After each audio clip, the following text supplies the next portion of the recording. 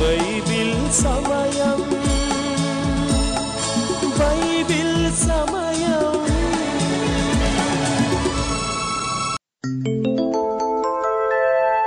ఆదియందు వాక్యముండెను, వాక్యము దేవుని యొద్ద ఉండెను, ఆ వాక్యమే దేవుడై ఉండెను.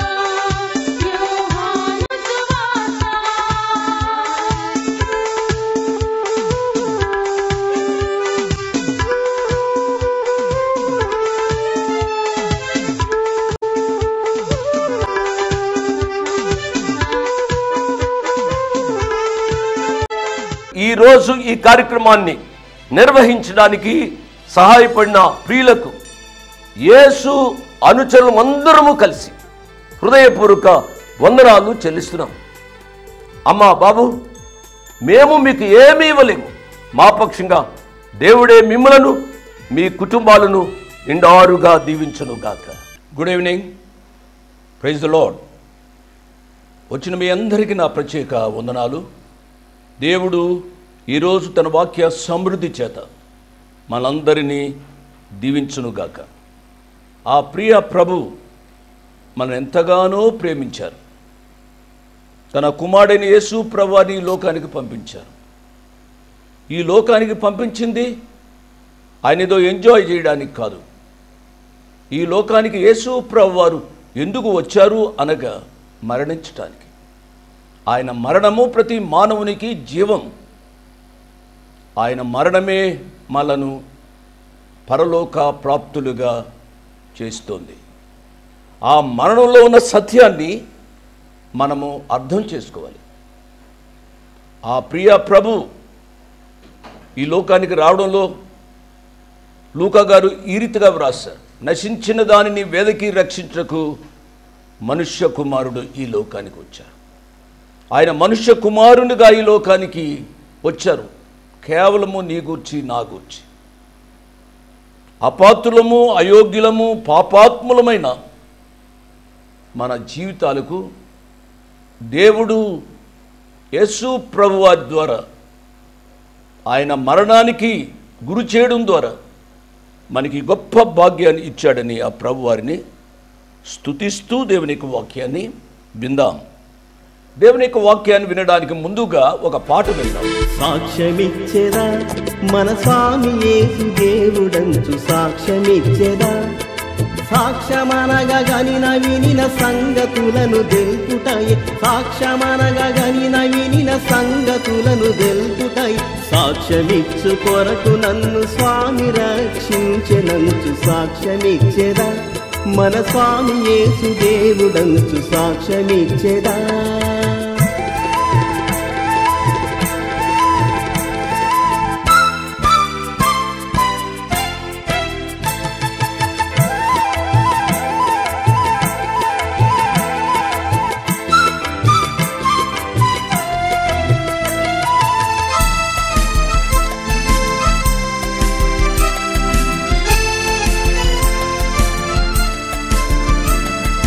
దిక్కు దశయు లేని నన్ను దేవుడెంతో కనికరించి, దిక్కు దశయు లేని నన్ను దేవుడెంతో కనికరించి, మక్కువతో నాకు నెట్లు మనశ్శాంతినిచ్చినాడు సాక్ష్యమిచ్చెదా, మన స్వామి యేసు దేవుడంచు సాక్ష్యమిచ్చెదా.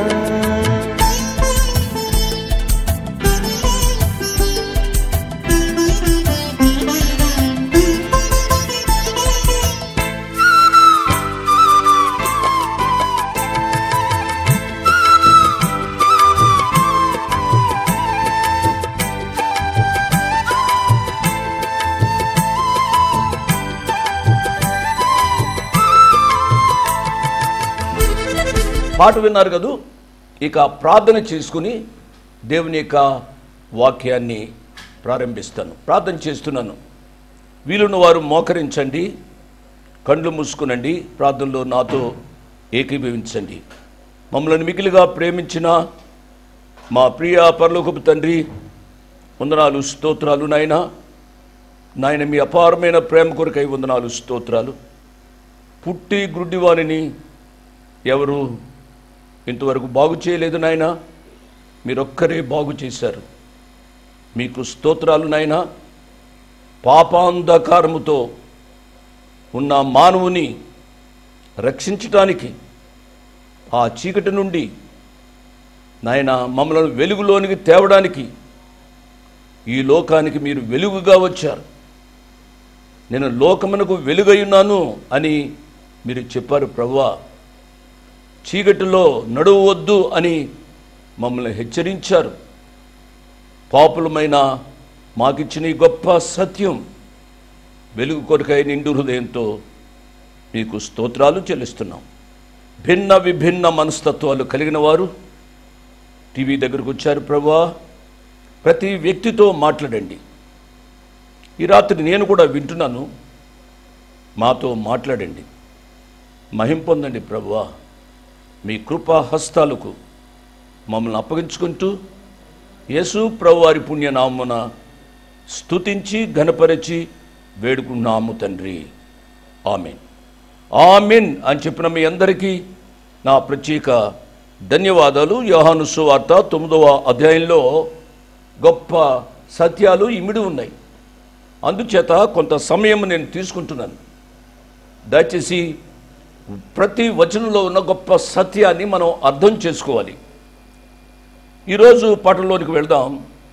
మనం ఒక పుట్టి గుడ్డివాడిని గురించి మనం ధ్యానం చేస్తూ ఉన్నాం. ఆ పుట్టి గుడ్డివాడు ఏ రీతిగా స్వస్థత పొందాడు అనేది మనము దీర్ఘంగా ఆలోచించాలి. నేను 7 పాయింట్లు నేను చెప్తాను. ఈ 7 పాయింట్స్ దయచేసి రాసుకునండి. నెంబర్ 1, ఈ పుట్టి గుడ్డివాడు దేవునిని, దేవాలయాన్ని ఎన్నడూ చూడలేదు. దేవునికి, దేవాలయానికి దూరంగా ఉన్నాడు. ఇతడు దేవాలయము బయట ఉన్నాడు. ఎఫెసీయులకు రాసిన పత్రిక 2వ అధ్యాయం 12వ వచనం నిన్న కూడా నేను చదివాను, మరొకసారి చదువుతాను. దేవుని వాక్యం ఎన్ని పర్యాయాలు చదివినా మనకు క్రొత్తగానే ఉంటుంది. ఎఫెసీయులకు రాసిన పత్రిక 2వ అధ్యాయం 12వ వచనం, ఇశ్రాయేలుతో సహపౌరులు కాక పరదేశులను, వాగ్దాన నిబంధనలు లేని పరజనులను, నిరీక్షణ లేని వారును, లోకమందు దేవుడు లేని వారునయుండి క్రీస్తుకు దూరస్తులమై ఉంటురని మీరు జ్ఞాపకము చేసుకొనుడి. అయినను మునుపు దూరస్తులమైన మీరు ఇప్పుడు క్రీస్తు యేసునందు క్రీస్తు రక్తము వలన సమీపస్తులై ఉన్నారు. దేవుని నామానికి స్తోత్రం. మనలను ఆయన దగ్గరకు చేర్చుకున్నాడు, సమీపస్తులుగా చేసుకున్నాడు. దేవుని నామానికి స్తోత్రం.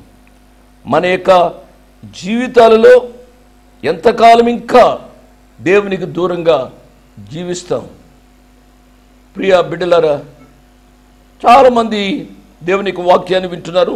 చాలా ఛానల్స్లో దేవునికి వాక్యం విశదీకరించబడుతుంది. ఒక చెవిని వింటున్నారు, మరి ఒక చెవిని విడిచిపెట్టేస్తున్నారు. ఎందుకు ఈనాడు కుటుంబాలలో అసమాధానం కలుగుతుంది?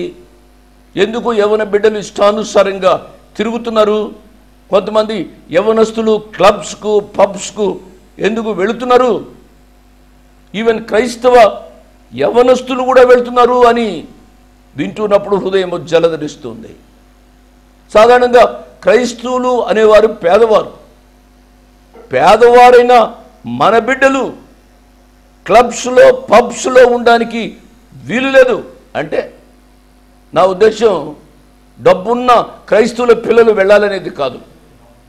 నా ప్రియులరా, క్రైస్తవులు అనగానే పరిశుద్ధుడైన యేసుక్రీస్తును అంగీకరించిన వారు. నామకార్థ క్రైస్తవులుగా మనము జీవించటానికి వీలు లేదు అనే విషయాన్ని నేను జ్ఞాపకం చేస్తున్నాను. ఈ వ్యక్తి దేవునికి దూరం అయ్యాడు. కాబట్టి నిరాశతో నిస్పృహతో జీవిస్తూ ఉన్నాడు. ప్రియులరా, అతని యొక్క జీవితంలో ఒక అరుణోదయం, గొప్ప కృపా సమయము ఆసన్నమైంది. ప్రభువారు అతని దగ్గరికి వచ్చారు. ప్రభువారు అతని దగ్గరికి వచ్చిన ప్రభువారిని అతడు చూడలేకపోతున్నాడు. అదేవిధంగా ప్రతి మానవుని యొక్క జీవితము పాపమనే గ్రుడ్డితనంతో ఉంది. వెలుగైన క్రీస్తును చూడలేని అంధత్వంలో మానవాళి ఉంది అనే విషయాన్ని నేను జ్ఞాపకం చేస్తున్నాను. ఒక విషయాన్ని గమనించాలి. నువ్వు ఎంతటి సూక్ష్మ వస్తువులను చూడగలిగినా యేసు ప్రభువారు నీ జీవితంలో లేకపోతే మానవ జీవితము వ్యర్థము అనే విషయాన్ని జ్ఞాపకం చేస్తున్నాను. యేసు ప్రభువారు లేకపోతే నువ్వు నరకానికే వెళ్తావు. నరకంలో మళ్ళా మాడిపోయే స్థితి చాలా బాధకరమైన విషయం ఆ యొక్క నరకాన్ని గురించి ఆలోచిస్తూ ఉన్నప్పుడు. కానీ పరలోకంలో దేవుని సముఖంలో నిత్యము కృతజ్ఞత స్తుతులతో పరిశుద్ధుడు పరిశుద్ధుడు పరిశుద్ధుడు అని ప్రతిగానములు చేస్తూ ఉండగా నీవు సంతోషించాలి అనగా యేసు ప్రభువారిని నీవు అంగీకరించాలి. నీవు ఆధ్యాత్మిక గ్రుడ్డివాడువు అని నీవు తెలుసుకోవాలి. నెంబర్ 3, ఇతడు గుడ్డివాడు మాత్రమే కాదు, ఇతడు పుట్టి గుడ్డివాడు. అదేవిధంగా ప్రతి మానవుడు పుట్టుకతో పాపి, ఏ భేదము లేదు. అందరూ పాపం చేసి దేవుడు అనుగ్రహించు మహిమను పొందలేకపోతున్నారు అని దేవుని వాక్యమైన పరిశుద్ధ గ్రంథం బైబిల్ చెబుతుంది. 4వది, ఇతడు పుట్టుకతో గుడ్డివాడు కాబట్టి ఇతనికి ఎవ్వరును చూపును ఇవ్వలేరు. అంటే మానవుని యొక్క సహాయము ఇతనికి పనికిరాదు. మానవునికి సహాయం ఇతనికి ఎంతవరకు పనికొస్తుంది అని అంటే ఇక్కడి నుంచి అక్కడికి ఇంకొక మానవుడు తీసుకుని వెళ్తేనే కానీ, తన తల్లిదండ్రులు తోబుట్టువులు తీసుకుని వెళ్తేనే కానీ అతనికి సహాయం దొరకదు. మన యొక్క జీవితాల్లో కూడా పాప గాయములు మరణకరాలు, వీటికి చికిత్స లేదు. నా మాట మీరు అంగీకరించాలి. చికిత్స లేని ఈ పాపాలకు మందుగా యేసు ప్రభువారు తన రక్తాన్ని చిందించారు. పాపానికి విరుగుడు యేసు ప్రభువారి యొక్క రక్తం. 5, అతడు భిక్షగాడు, ప్రభువారిని ఎరుగని భిక్షగాడు. అంటే చాలామంది బాధా సమయంలో ఒకవేళ యేసు ప్రభువారిని ప్రార్థిస్తే ప్రార్థించవచ్చు. ఎందుకంటే నాకు ఎంతో ఆస్తి ఉంది, మేము ఏ విధంగా భిక్షగాళము అవుతాము అని కొంతమంది అనుకుంటారు. నేను శారీరక భిక్ష గూర్చి నేను ఇప్పుడు మాట్లాడటం లే.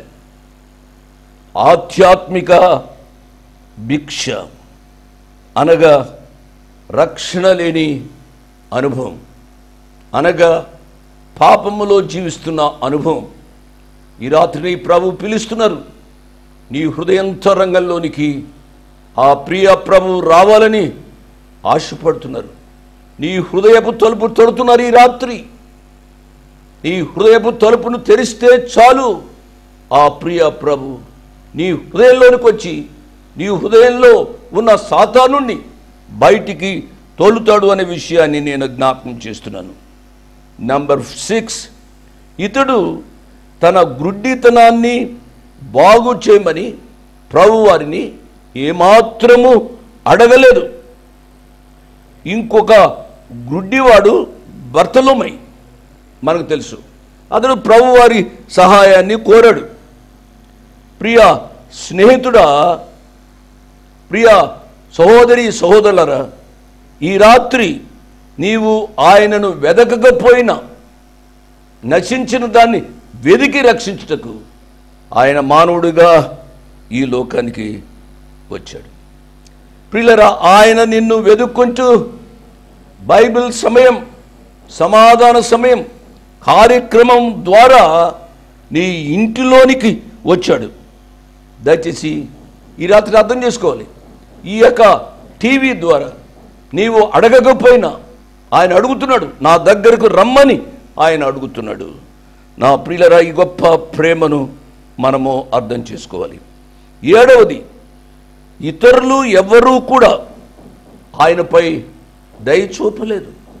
ఒక రకంగా కన్న తల్లిదండ్రులకే ఒక్కొక్కసారి ఇటువంటి వాడు ఉండడం ద్వారా చాలా బాధ వేస్తుంది. ఎందుకు అనగా అతనికి అన్నీ చేసి పెట్టాలి అన్నట్టుగా ఉంటారు. నా ప్రియులరా, గ్రుడ్డివారి గురించి మనం మాట్లాడుతున్నప్పుడు దేవుడు వారికి ఇచ్చిన గొప్ప తలాంతులను కూడా జ్ఞాపకం చేసుకోవాలి. నాకు 2 తమ్ముళ్ళు పరిచర్యలో, ఇంకా చాలామంది తమ్ముళ్ళు ఉన్నారు. వారు అప్పుడప్పుడు మాట్లాడుతూ ఉంటారు. నేను రేడియో పరిచర్యలో ఉన్నప్పుడు తమ్ముడు భాస్కర్ రావు నాతో ఉండేవాడు. అతడు తినిన చేతిని నేను కడిగేవాడిని. అంతగా మేమిద్దరం కలిసి ఉన్నాం. తదుపరి ఇప్పుడు ఈ యొక్క యేసు అనుచరుల పరిచర్యలో సత్యానందం అనే తమ్ముడు మాకు ఎంతో సహాయపడుతున్నాడు. అతనికి మేము సహాయపడాలి.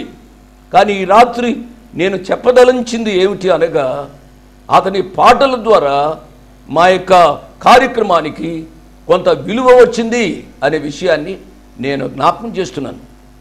అంటే కొంతమంది మీరు అనుకోకూడదు, మేము కూడా పాటలు ఇస్తున్నాం కదూ, వేస్తున్నారు కదూ, మా పాటలకు విలువ లేదా అన్నట్టుగా మీరు అర్థం చేసుకోకూడదు. నేను ఇక్కడ పుట్టి గ్రుడ్డివాని గూర్చి నేను మాట్లాడుతున్నాను. దయచేసి నన్ను అర్థం చేసుకోవాలి. కాబట్టి ఈ రాత్రి ఆ ప్రియ ప్రభు అతని దగ్గరికి వచ్చిన దృశ్యాన్ని మనము చూస్తున్నాం. ఆయన దేవాలయానికి వచ్చాడు. చివరికి ఆయనపై ఎవ్వరూ దయ చూపలేదు. శిష్యులు ఆ గ్రుడ్డివాణిని చూచారు. వారు దయ చూపడానికి బదులుగా వారిని గూర్చి వారు ప్రభువారిని ప్రశ్నలు అడుగుతున్నారు. కానీ ప్రభువారు ఆయనను చూచి ఆయనపై జాలిపడి ఆయనను బాగు చేశారు. అతనినే కాదు, ఈ రాత్రి నిన్ను కూడా ఆయన బాగు చేయాలని ఆశపడుతున్నారు. ప్రియ తమ్ముళ్ళు, ప్రియ చెల్లెండ్రు, ప్రియ యవన బిడ్డలారా, అదే ప్రభు ఈ రాత్రి నిన్ను బాగు చేయాలని ఆయన ఆశపడుతున్నాడు. నీ వైపు చూస్తూ ఉన్నాడు. నీవు ఆ ప్రియ ప్రభు దగ్గరకు రాలేకపోయినా, నీవు మంచం మీద ఉన్నా, ఆసుపత్రిలో ఉన్నా, నీవు ఎటువంటి అనారోగ్యంతో ఉన్నా నిన్ను ఆయన చూస్తూ ఉన్నాడు. నీవు ఎటువంటి పరిస్థితిలో ఉన్నప్పటికీ నీవు ఆయన వైపు విశ్వాసముతో చూస్తే చాలు, ఆయన నిన్ను స్వస్థపరుస్తాడు. నా ప్రియ బిడ్డలారా, ఈ రాత్రి ఆ ప్రియ ప్రభు మన మధ్య సంచారం చేస్తూ ఉన్నారు. మీలో చాలామంది నన్ను చూడకపోవచ్చు. నేను ఈ వాక్యాన్ని చెప్పడానికి ఒక సాధనం మాత్రమే. నాకు స్వస్థతలు చేయడం రాదు. స్వస్థత చేసేవాడిని నేను కాదు. స్వస్థత చేసేవాడు నా ప్రియ ప్రభు. ఆ ప్రియ ప్రభు దగ్గరకు మీరు రావాలి. మీరు వస్తే ఎటువంటి అనారోగ్యమైనా ఆయన బాగు చేస్తాడు అనే విషయాన్ని నేను జ్ఞాపకం చేస్తున్నాను. ఆయన స్వస్థతతో పాటుగా ఆయన రక్షణను కూడా ప్రసాదిస్తారు. ఎవరైనా అనారోగ్యంగా ఉంటే దయతో ఆ ప్రభు దగ్గరికి రండి. అదృశ్యుడైన ఆ ప్రభు యొక్క అదృశ్యమైన సేవకులు మాకు చెప్తే మీ కొరకు ప్రత్యేకంగా ప్రార్థన చేస్తాము. దయచేసి సత్యాన్ని మీరు అర్థం చేసుకునే వాళ్ళని ప్రభు పేరిట నేను జ్ఞాపకం చేస్తున్నాను. 8, 9 వచనాలు. కాబట్టి పొరుగువారును వాడు భిక్షకుడని అంతకు ముందు చూచిన వారును వీడు కూర్చుండి భిక్షమెత్తుకుని కాడా అనిరి. వీడే అని కొందరును, వీడు కాడు వీని పోలిన యొకడని మరికొందరును అనిరి. వాడైతే నేనే అని. పొరుగు వారిలో గొప్ప ఆశ్చర్యం కలిగింది. ఈ గుడ్డివాడు చూడడం అనేకులకు ఆశ్చర్యంగా ఉంది.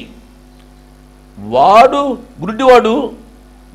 చూడటం వలన అక్కడ చేరిన వారిలో వాగ్వాదం బయలుదేరింది. చాలా వింతగా ఉంది కదూ. వాదించడం మొదలుపెట్టారు. ఏమని? వీడు పలానావాడు కాదు, పలానావాడు కాదు, పలానావాడు అన్నట్టుగా వారు వాగ్వాదం చేసుకుంటున్నారు. అప్పుడు గుడ్డివాడు ఏమన్నాడు? నేనే అన్నాడు. నేను ఇదివరకు గుడ్డివాడిని, ఇప్పుడు నేను చూస్తున్నాను, మీరు వాగ్వాదం చేస్తున్నారే, ఆ మనిషిని నేనే అని ఆయన చెప్పాడు. దేవుని నామానికి స్తోత్రం.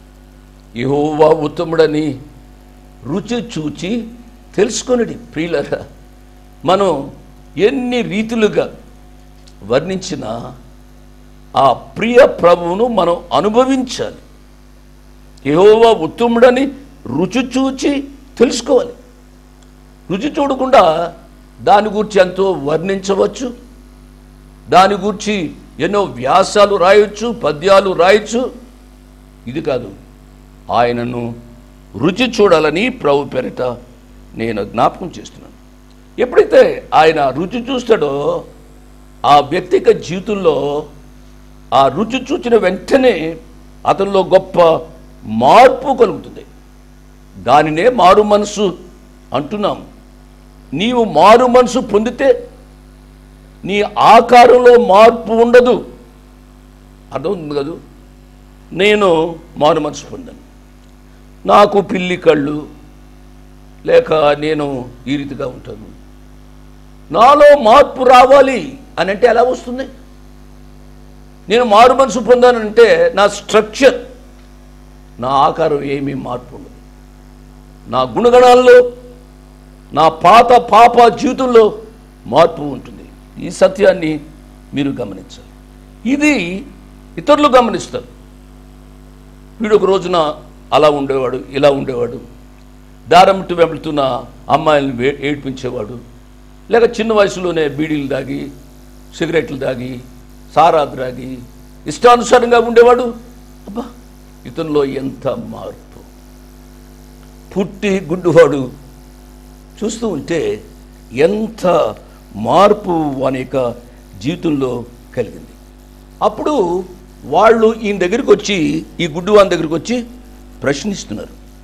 వారు, నీ కన్నులు ఎలాగూ తెరవబడినని వానిని అడుగగా, వాడు, యేసు అనునొక మనుష్యుడు బురద చేసి నా కన్నుల మీద పూసి నీవు సిలోయమును కోనేటికి వెళ్ళి కడుగుకొనుమని నాతో చెప్పెను. నేను వెళ్ళి కడుగుకొని చూపు పొంది తిని అనెను. ఏ క్రిస్టల్ క్లియర్ టెస్టిమనీ. ఈ రాత్రి సమయంలో ప్రియులారా, అతని యొక్క సమాధానాన్ని మనము అర్థం చేసుకోవాలి. నేను ఒకనాడు పాపిని, ఇప్పుడు ఆ ప్రభు నన్ను మార్చారు, నా హృదయ అంతరంగంలో గొప్ప మార్పు కలిగింది అని మనం చెప్పగలిగితే ప్రభు వారికి స్తోత్రం. ఆ యొక్క వ్యక్తి ఎంత గొప్పగా సాక్ష్యం చెప్పాడో ఆలోచించాలి. ఆయన సాక్ష్యంలో ఏదో రుచిగా ఉండడానికి అటు ఇటు చెప్పలేదు. కొంతమంది సాక్ష్యాలు వింటూ ఉంటే అదో రీతిగా ఉంటాయి. మారు మనసు పొందాలని చెబుతారు, ఎట్ ది సేమ్ టైం కనుక కొన్ని కలిపి అవి ఇంట్రెస్ట్గా ఉండడానికి ప్రయత్నం చేస్తారు. సాక్ష్యం అంటే ఉన్నది ఉన్నట్లుగా చెప్పడం. ఆంధ్ర క్రైస్తవ కీర్తనలో ఒక పాట ఉంది, సాక్ష్యమిచ్చేదా నా స్వామి యేసు దేవుడు అంచు సాక్ష్యమిచ్చేదా. కాబట్టి అటువంటి అనుభవంలోనికి రావాలని నేను మనవి చేస్తున్నాను. ఈ పరిచర్య ద్వారా ఎంతమంది వారి యొక్క పాత జీవితాన్ని మార్చుకొని ప్రభు వారిని అంగీకరిస్తున్నారో అంగీకరించిన వారందరికీ నా హృదయపూర్వక వందనాలు. దేవుడు మిమ్మలను దీవించునుగాక.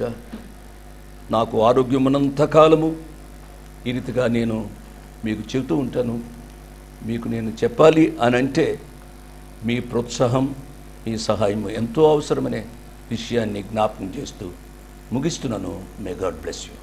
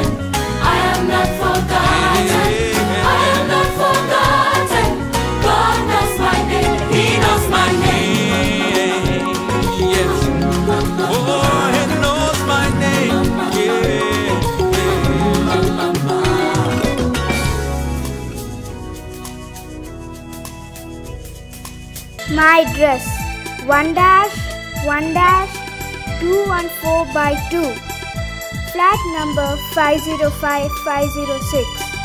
1-1-214/2, flat number 505506. Prithvi Apartments Extension, Vivek Nagar, Chikkarpalli, Hyderabad 20. దేవుడు మిమ్మల్ని నిండారుగా దీవించునుగాక. ఆమేన్.